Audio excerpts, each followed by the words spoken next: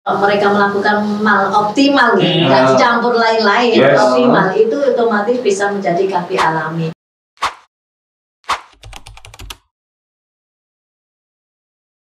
Aduh, kalau begini mau melahirkan. Waduh, gimana nih, Fer?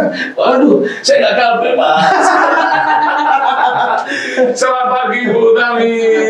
Selamat pagi. Ya, pagi-pagi udah hamil katanya. Maaf, Pak. Kalau kamu hamil, lahirnya lewat mana, Pak? Nanti di sesi sini. Kenapa nih tiba-tiba kamu ngomongin hamil? Karena ini kita dengan teman-teman dari KB ya, dua KB ya, betul ya, Bu ya? Oh iya. Bu, singkatannya apa sih Bu, kalau Bu?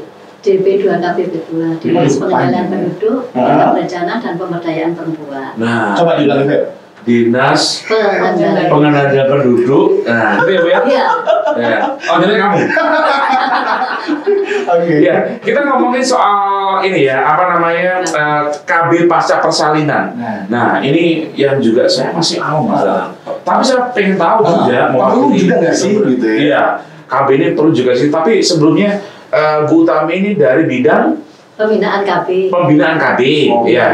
KB itu kita pengen tahu, bukan ada untuk alat kontrasepsi untuk perempuan sama laki-laki. Yang saya tahu cuma satu, kondom sama. Tapi bisa dijelaskan semuanya satu-satu. Silakan. Ya, sebelumnya selamat pagi, kami menyapa pendengar di luar sana. Ya. Salam kenal, mungkin kita berjumpa lagi dengan saya Bu Utami dari Dinas KB. Pada siang hari ini yang ditanyakan adalah mengenai KB.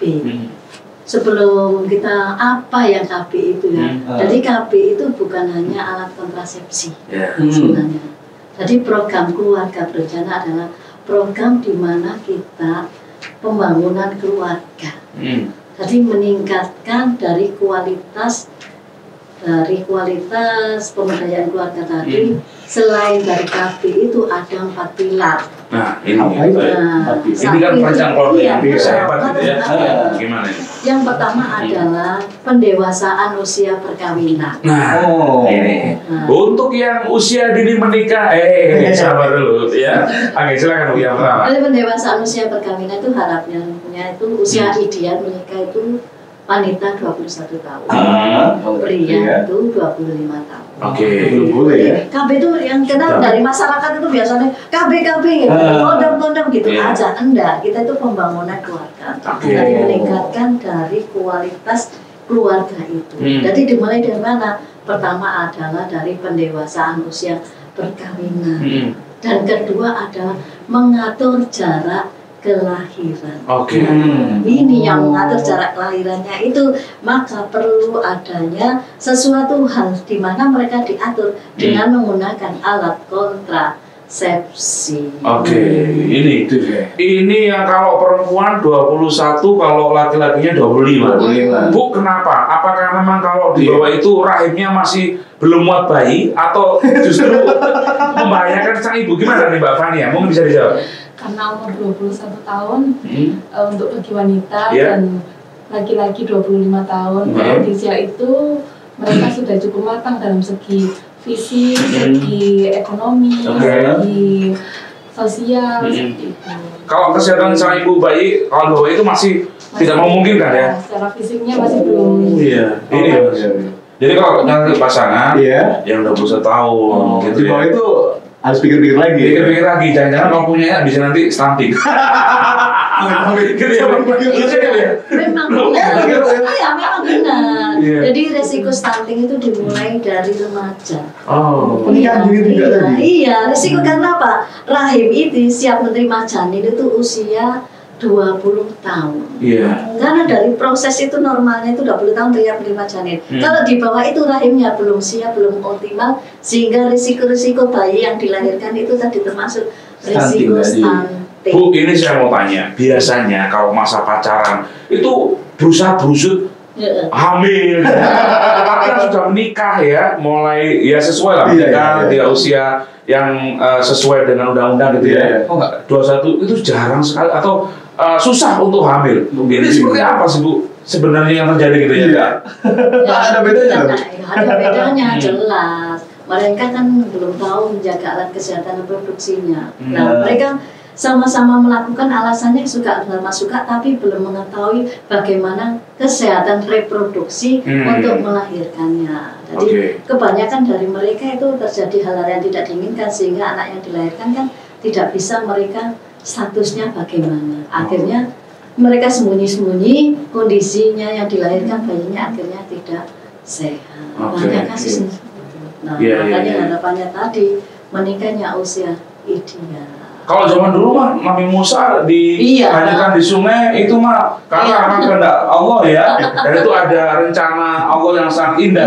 Tapi kalau sekarang bayi-bayi itu dikardus, dikresek. Itu Bapak ini ketawa, bener ya Pak ya? Iya. Ini kamu soalnya ketawa, kamu cerita Nabi nggak bagus. Nah, ini yang saya pengen tahu, Bu Utami sama Mbak Fania, pasca kehamilan ini ya, biasanya kan ketika mereka menikah itu pasti akan disalurkan untuk KB gitu ya.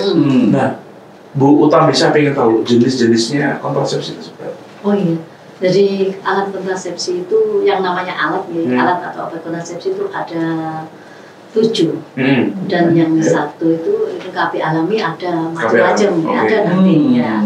Alat kontrasepsi ada 7, yang tanyakan yang pertama adalah laki-laki, yang pertama adalah kondom.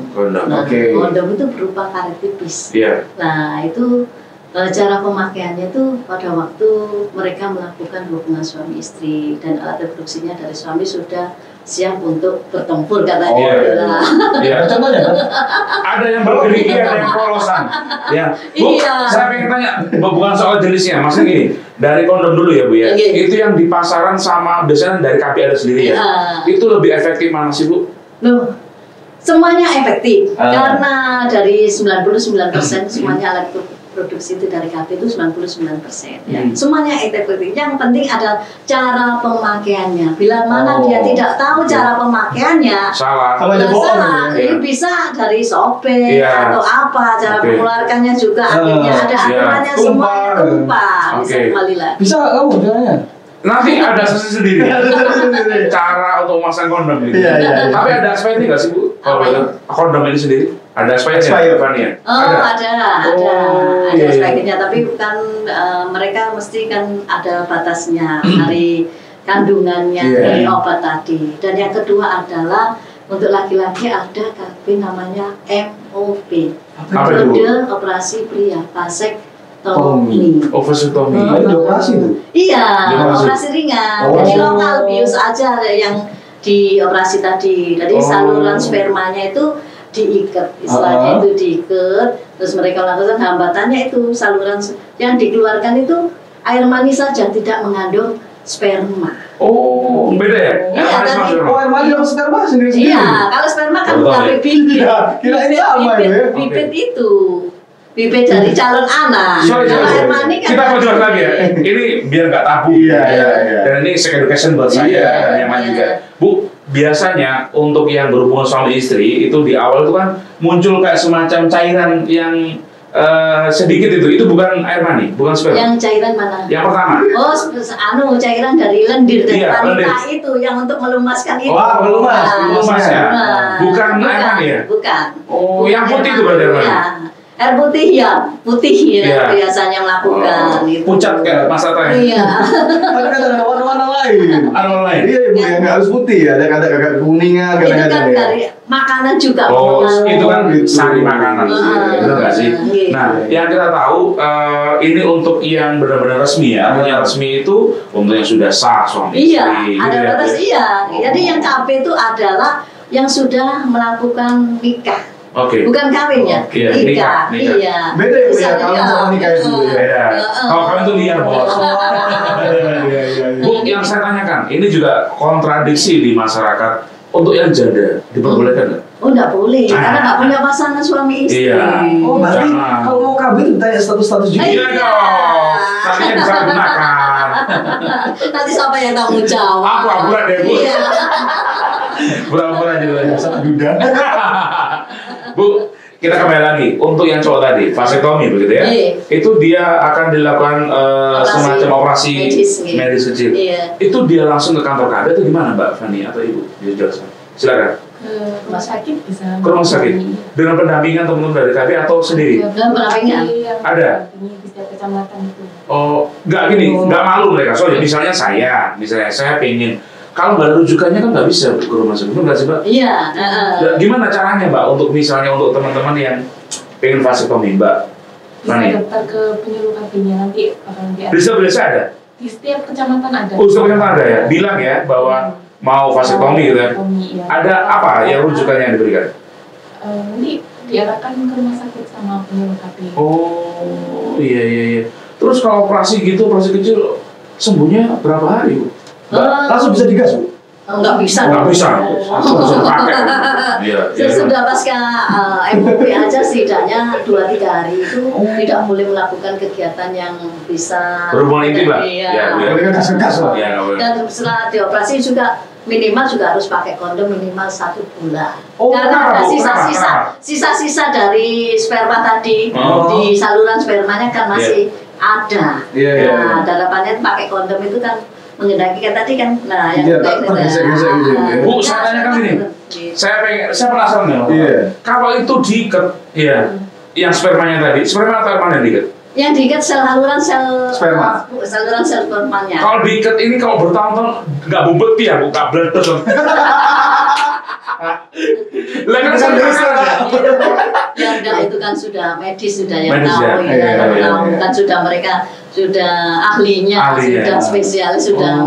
Tapi itu keakuratannya berapa persen sih Bu? 99% KB itu. Oh iya. Tadi bila terjadi hal-hal makanya tidaknya itu kan ada pasca setelah KB itu setidaknya itu ada bagaimana supaya KB itu optimal. Nanti seperti MOP tadi setidaknya itu 1 bulan dibantu juga memakai alat kontrasepsi kondom. Nah, kalau cowok tadi ada MOP ya, Bu. Setelah itu apa lagi? Sudah 2 aja. Kalau cewek sekarang, kalau nggak cewek. Semangat banget. Iya. Cewek itu ada 5. Yang paling umum di masyarakat adalah pil.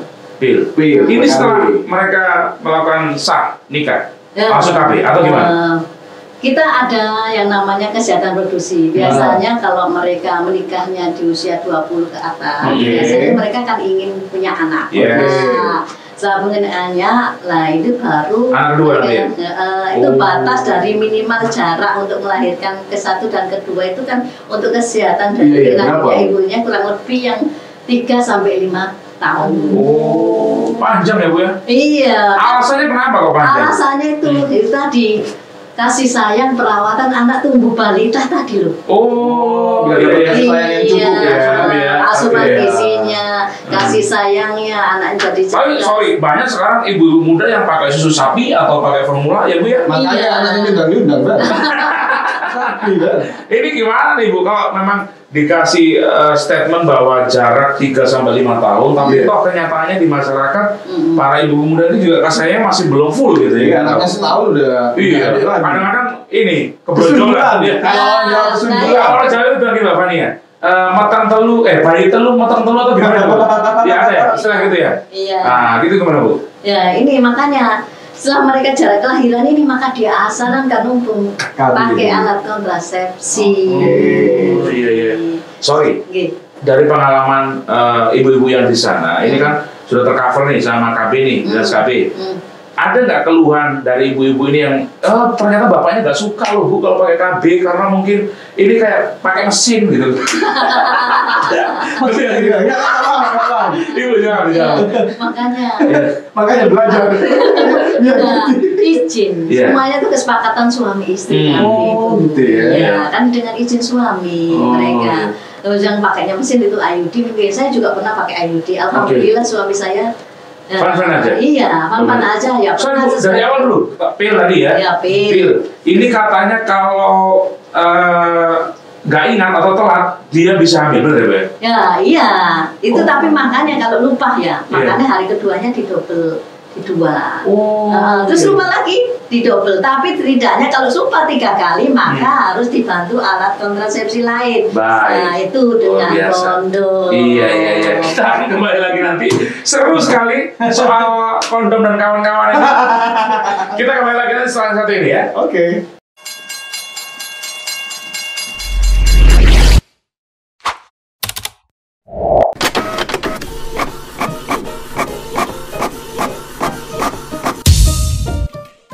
Narkoba adalah singkatan dari narkotika, psikotropika, dan bahan adiktif berbahaya. Narkoba sebenarnya adalah bahan yang digunakan untuk membius pasien operasi maupun digunakan untuk obat penyakit tertentu. Namun karena penyalahgunaannya, narkoba dikonsumsi tidak sesuai dosisnya. Sehingga narkoba berdampak buruk bagi tubuh manusia.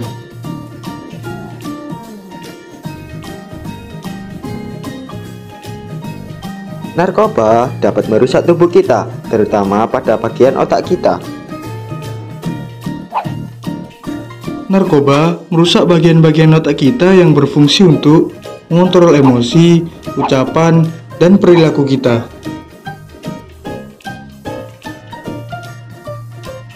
Jangan coba-coba ya. Iklan layanan masyarakat ini dipersembahkan oleh Diskominfo Kabupaten Mojokerto.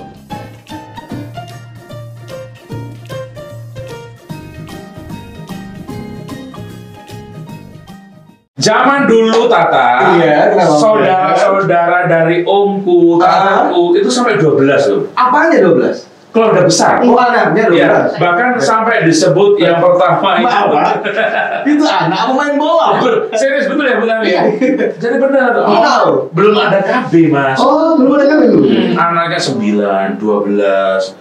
Dan zaman dulu maksudnya ini cerita dari om ya. Oke. Karena kalau omku itu cerita, aku pengen nangis gitu loh. Bayangkan mereka makan bersama itu ikannya kecil satu, nasinya gede. Bu, kalau dibagi ya. Ini benar zaman dulu gitu ya? Iya benar. Mereka sebenarnya KB sudah ada Pak, tapi pemahaman tentang KB mereka masih belum tahu sempurna. Belum turun ke masyarakat semua gitu ya. KB sudah ada pemahaman, mereka masih belum paham sehingga mereka belum tahu manfaatnya, jadi masih pikir-pikir atau ada ketakutan apa sih KB, makanya belum tahu. Oke. Sebelum saya ke Bu Tami, saya ke Mbak Fania. Mbak Fania pasca kelahiran, anak berapa? Anak pertama. Cowok cewek? Putra. Oh putra, iya. Kalau sudah lahiran gini, yang dipakai untuk KB-nya untuk tipe apa? Kebetulan ini saya kan masih belum menstruasi yang pertama setelah persalinan, masih menggunakan MAL. MAL itu metode amenorrhea laktasi. Oh, apa itu? Kita boleh tahu nggak ya? Iya, apa itu? Kontrasepsi yang memberikan ASI, jadi ASI memberikan ASI eksklusif 1-6 bulan itu nanti tidak bisa untuk hamil. Mencegah.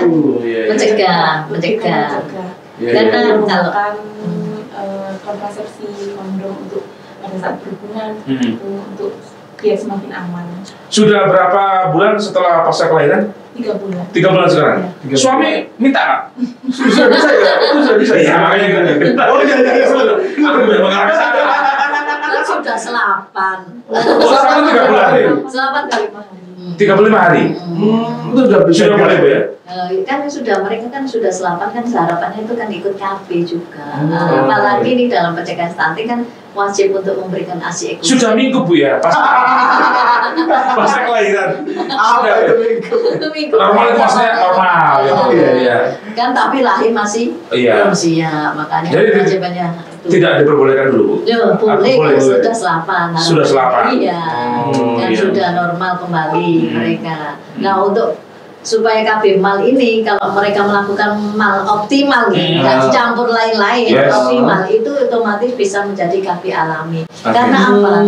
Lainnya otomatis kembali itu seperti semula, terus ya itu asinya lah, jadi kan nggak jadi peredaran dari menstruasinya tadi yang mempengaruhi sehingga tidak menstruasi. Lah harapannya itu KB kondom tadi membantu juga. Oke, saya tanya ke Mbak Fania. Mbak Fania, kalau manggil suaminya Beb, Ayang apa? Ya, kita beritahu dulu ya. Apa Mbak Fania?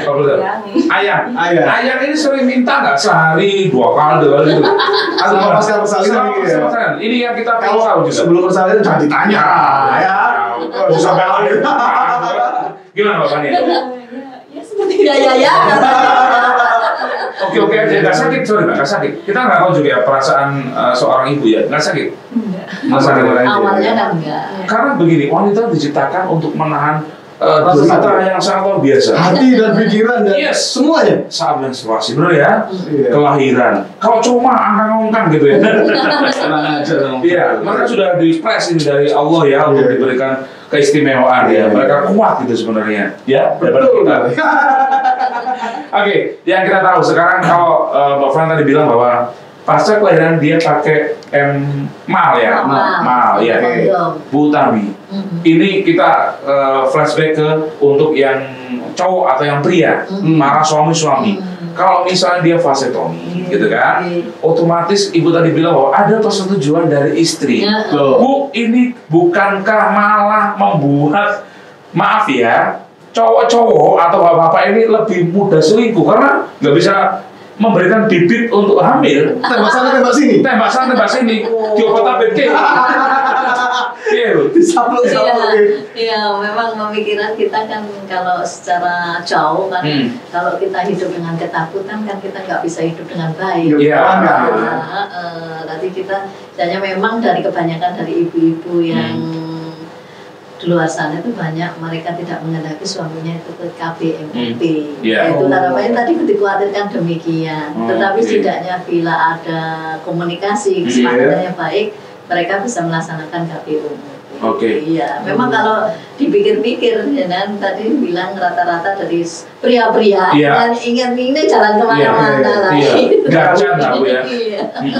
Bu, apakah memang tidak semua wanita bisa dipasang alat kontrasepsi, misalnya dia punya penyakit tertentu gitu? Ya, semuanya itu kan dari pemasangan alat kontrasepsi khususnya MKCP kan memang harus di penapisan dulu, maksudnya itu dikonseling dengan ahli-ahlinya. Ada sesuatu hal bila tidak bisa maka ya tidak bisa dipasang. Makanya jadi akhir pilihannya tadi ke cowok tadi. Makanya kita ada 7 alat kontrasepsi tadi kan, ini kiri nggak bisa beralih ke sini, bisa beralih. Pasca kehamilan tadi Mbak Fania pakai yang mal ya. Kalau keguguran. Nah, keguguran ini yang pastinya apa? Nah, kalau keguguran itu kan kita ada 2 indikasi. Ini keguguran anak keberapa? Ada gitu ya? Iya. Ada 2 metodenya ya, Bu ya? Iya. Kalau keguguran anak pertama dan kedua, setidaknya itu lebih baik kita itu menunda kehamilan dulu minimal 6 atau 1 tahun. Kalau kehamilan pertama, keguguran. Nah, itu makanya kalau keguguran anak pertama, mereka kan tetap pendampingan juga karena kan ingin segera punya anak lagi. Nah, dokternya biasanya menyarankan minimal ya KB yang tidak mempengaruhi, misalnya kondom dan pil. Nah, itu karena kalau kita sudah nggak minum pil, itu pasti bisa hamil lagi. Itu setidaknya menunda kehamilan daripada tidak memakai alat kontrasepsi sama sekali. Jadi supaya rahimnya sehat tadi minimal 6 atau 1 tahun. Tetapi bila hamilnya sudah kehamilan anak kedua, setidaknya yang menunda kurang lebih dari 2 atau 3 tahun. Lebih lama. Tidaknya tapi kalau memang mereka, karena apa? Usianya anaknya berapa? Kecil. Kalau masih balita, setidaknya kan ada perawatannya, kasih sayangnya. Itu makanya bisa menunda lebih lama lagi. Tapi bila usia balitanya sudah 7-8 tahun, nah itu tidaknya bisa sama juga gitu. Tadi lihat usia anaknya gitu. Pak, kayaknya Pak Tata ini sudah mulai konservatif ya. Untuk vasektomi. Gratis loh, Mas. Gratis dong. Gratis. Lebih istri dulu ya. Istri yang mana ini? Istri yang mana? Itu dulu pertanyaan dulu. Karena istri yang saya itu cuma 1 gitu ya. Saya nggak tahu istri yang lain. Ini istri juga lihat ya. Kalau tadi sudah ada Bu, itu kalau misalnya untuk yang pasca keguguran, keguguran itu kan ada tipe-tipenya, ada yang 2 bulan, ada yang 6 bulan, kayak gitu. Itu bahasa Jawanya keteragan gitu ya. Nah, Bu, dalam rangka untuk perencanaan putra-putri dari keluarga masing-masing, itu kenapa sih Bu harus dibatasi untuk anaknya? Toh juga kalau kita singgung ya, maksudnya ya, kan banyak anak banyak rezeki gitu. Ini kan bersinggungan Bu ya. Gimana dong Bu? Iya, kita ketahui di masyarakat umumnya enak rezekinya memang rezekinya ya kan Pak, tapi ngaisnya itu juga harus lebih keras kan untuk mencari rezekinya kan, rezekinya banyak kan ngaisnya juga harus lebih banyak lagi lah. Tapi juga kita mengetahui bahwa dari anak-anak itu memang membawa rezeki masing-masing. Itu rezekinya harus saya. Tapi yang penting adalah bagaimana masa depan anak tersebut. Satu, masa depan anak itu kalau dari pandangan sisi keluarga besar ya. Tapi ke pandangan suami, kalau banyak anak itu kendor semuanya. Iya, benar. Ya aslinya lagi kan biasanya para cowok itu mengidamkan bentuk tubuh yang gitar Spanyol, betul ya Bu? Iya. Anaknya banyak kedodoran, jadinya gitarnya gitar Mojokerto. Emang ya, Bu, banyak anak jadi Karena lo tanya aja. Kendor dan lain sebagainya gitu. Mana itu tadi perawatannya tadi loh. Mereka mana sempat untuk merawat diri sendiri. Sibuk sama anak-anak ya. Iya, sibuk untuk merawat anak, bagaimana makannya, menyiapkan makanannya, bagaimana sekolahnya, siapa yang ngantar, pendidikannya, biaya hidupnya lebih banyak. Lah itu sibuk dari situ. Masa bisa dia merawat dirinya? Bapak nih ya, sorry kita ke Bapak dulu. Bapak dia rencana punya berapa lagi? 2 anak. 2. Satu sudah ya? Satu sudah. 2 nggak boleh ya. Iya, kan dia di dinas. Jadi contoh ya, kayaknya di luar sana gitu loh. Ketika istrinya kedodoran, jadi malas gitu ya. Indikasinya mungkin nggak sempat ngurusin dirinya sendiri, kecuali Nagita Slavina Pak. Ada bisnis sendiri Pak. Ini juga tapi dia berjuang juga mengais rezekinya kan nggak pernah tidur kan kerja terus itu juga perjuangan juga yang di luar sana setahu saya bahwa ketika istrinya 1 anaknya banyak itu sudah nggak mesra lagi gitu Bu Tami. Awalnya kalau anak pertama kedua itu masih mesra kesandung gitu ya, hati-hati masa sih Pak? Iya, anak kedua, hati-hati. Anak ketiga, keempat, meripate matanya mana gitu. Sudah beda ya Bu ya. Gitu sih Pak. Karena ya juga karena sudah dianggap saudara kan, semakin kita berumah tangga, iya kita lama berumah tangga itu kita seperti istilahnya istri atau suami itu sebagai saudara, jadi juga enak. Nah ini yang dari pihak istri biasanya mereka itu, saya nggak istri banget. Biasanya pihak wanita tuh merasa walaupun dia nggak pernah mengeluh seperti Mbak Fania, Bu Tami, karena ini sudah kewajiban dan sudah masuk di agama gitu ya. Paginya ngurusin anak, ya. Iya. Terus malamnya ngurusin bapaknya. Terus ketika dia dibilangin sama suaminya, kamu enak di rumah, dia nggak tahu aktivitasnya bahwa merawat anak itu luar biasa, susahnya gitu ya. Nah, pandangan-pandangan seperti ini seperti apa untuk mengedukasi buat ibu muda mereka semangat, tetap biar hedon kan ya. Iya. Gimana? Kalau dari pandangan kami, menurut saya ya bahwa kita itu kan manusia. Kita setidaknya kita menerima kodrat kita. Nah, menerima kodrat itu bagaimana melaksanakan dengan ibadah. Oh iya. Kalau kita tidak melaksanakan nggak ibadah, Rasulullah lebih besar. Tapi kalau kita ikhlas, insya Allah ada balasannya sendiri. Pernah nggak ibu atau Mbak Fania ngeluh sama Allah, ya Allah sambil nangis-nangis? Pernah. Manusiawi ya Bu ya. Manusiawi. Firdaus. Apa itu? Surga Firdaus.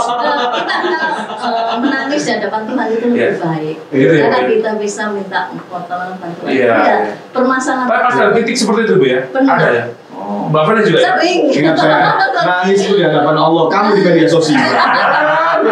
Iya, karena memang tugasnya perempuan atau istri sangat berat gitu ya Bu ya. Masak, ngurusin anak ya. Itu tadi dengan ibadah, awalnya kita berat. Awal kita dari kaitan pertama itu dengan banyak tanggung jawab kita itu terasa berat, tetapi setelah kita melakukan dengan ikhlas dan ibadah, jadi enjoy.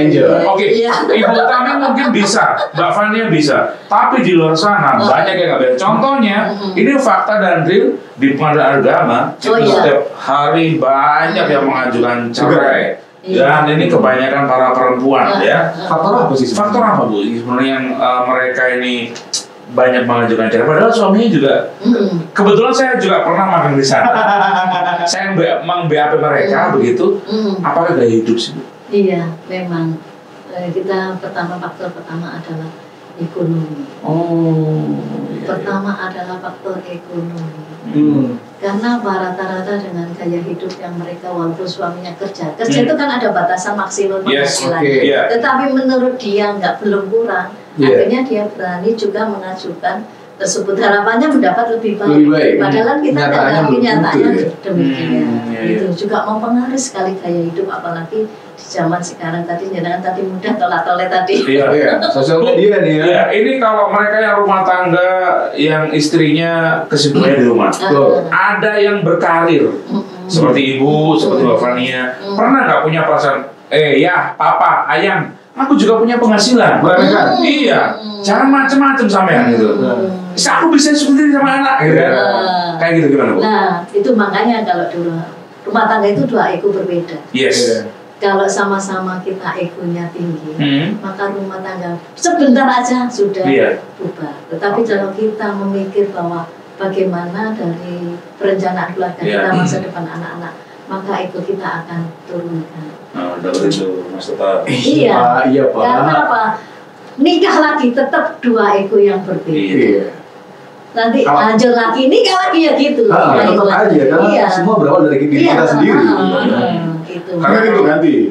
Karena memang ketika kita menikah, itu nggak ada yang disamakan sama Allah gitu ya. Pasti ada yang naik, ada yang turun. Iya, pasti. Oke. Kembali lagi kita bukan soal religius. Aku jadi pengen wudhu. Banyak apa lagi tuh?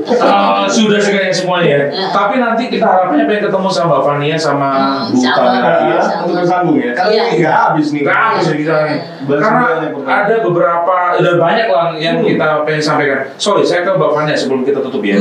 Mbak Fania, ini kan pasca kelahiran anak pertama betul ya. Ada nggak makan-makan yang wajib dikonsumsi supaya gizinya seimbang, asinya lancar? Zaman kakak saya dan ibu saya di rumah itu ketika menyusui itu suruh makanan tertentu supaya asinya lancar. Betul nggak sih? Pastinya makanan sayur-sayuran. Itu untuk melancarkan produksi ASI. ASI booster seperti susu-susu, susu untuk apa? Susu untuk ibu menyusui ya. Menyusui. Ini waktunya menyusui nih. Jamnya ini. Saya terima kasih banget Bu Tami, Bu Fania, boleh menyusui soalnya ya. Kan kamu juga kan menyusui kan? Iya. Brand apa ya? Kita harap ada di sini nanti. Ada ya, sponsor dia.